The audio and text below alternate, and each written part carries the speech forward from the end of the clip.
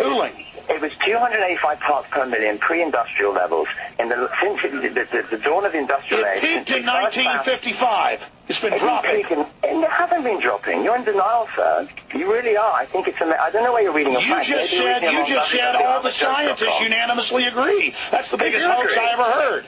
Do you find your facts on thisfactisajoke.com? Let me ask you a question. Where CO2 is at 385 parts per million, no scientist in the world will deny that. And if you find that, and you find a scientist who's denying that right now, at 385 parts per million of CO2, then you email it to me. I'll have a look, and I'll come back on your show, and I'll tell readers that I was No, we're not saying that CO2 levels aren't elevated. What we're saying is CO2 elevated levels are good.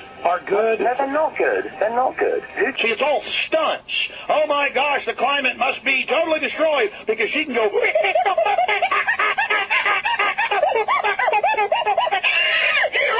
I mean, come on! It's turning off Eiffel Towers. It's showing you polar bears in a cute pose. It's a woman doing a chimpanzee call.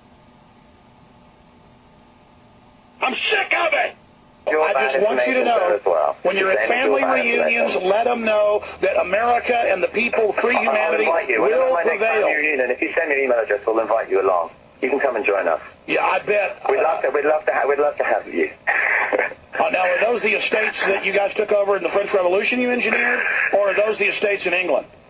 Oh, those are the hidden ones that we hide under the ground that no one knows about, and, come on, man. Well, you mean the one I snuck into in Northern California? Yeah, the one that you spend too long on the internet looking at conspiracy theories. I'd say, you know what I'd say? You sound like someone who needs to get out of the studio, reconnect with the world. I've never left Texas. And go outside and reconnect with nature. See what you're missing. Well, Rothschild, let me just say this.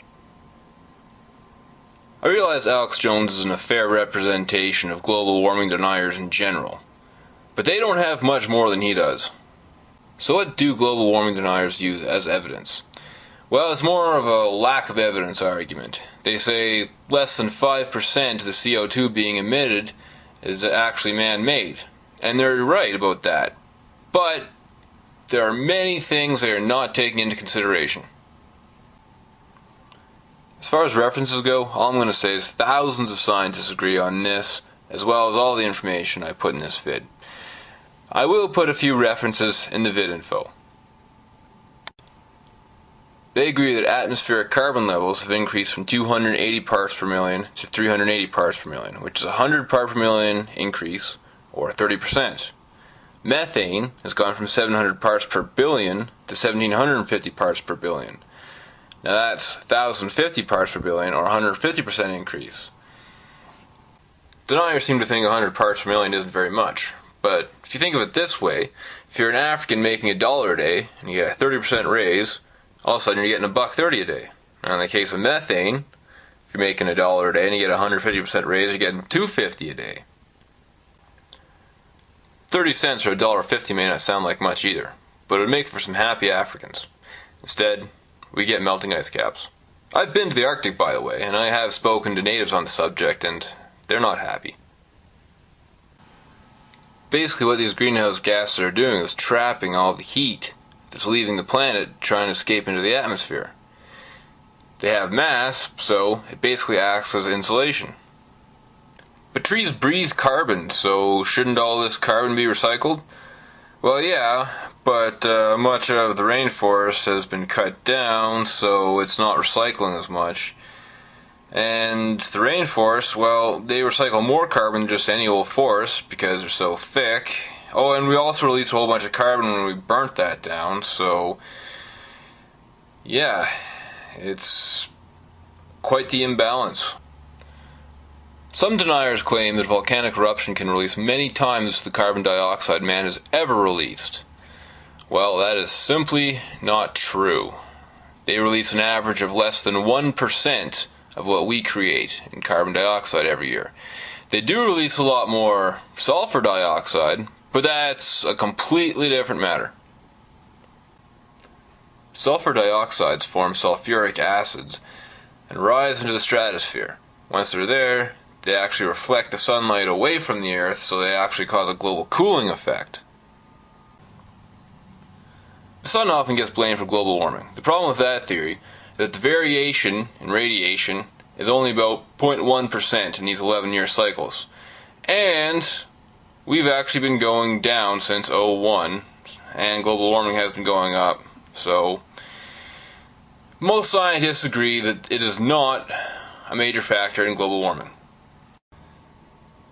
Some try and say these sun cycles are responsible for the medieval warm period and then the Little Ice Age.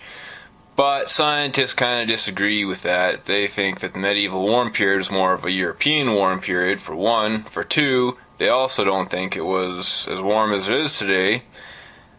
And they think that that may have been caused by methane anyway. Some deniers claim there isn't consensus on this in the scientific community.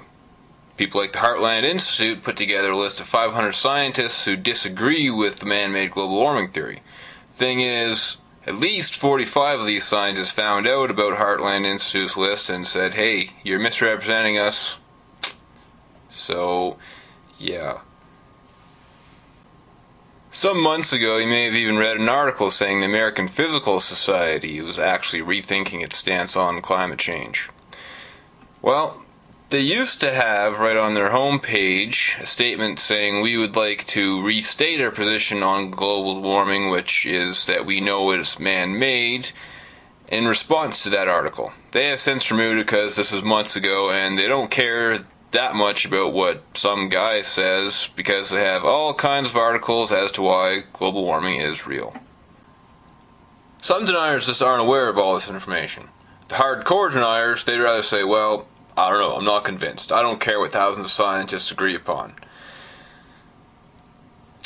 Apparently, they would rather play Russian roulette. The problem is there is more than one bullet in the chamber, and there's far more at stake than some fool's life.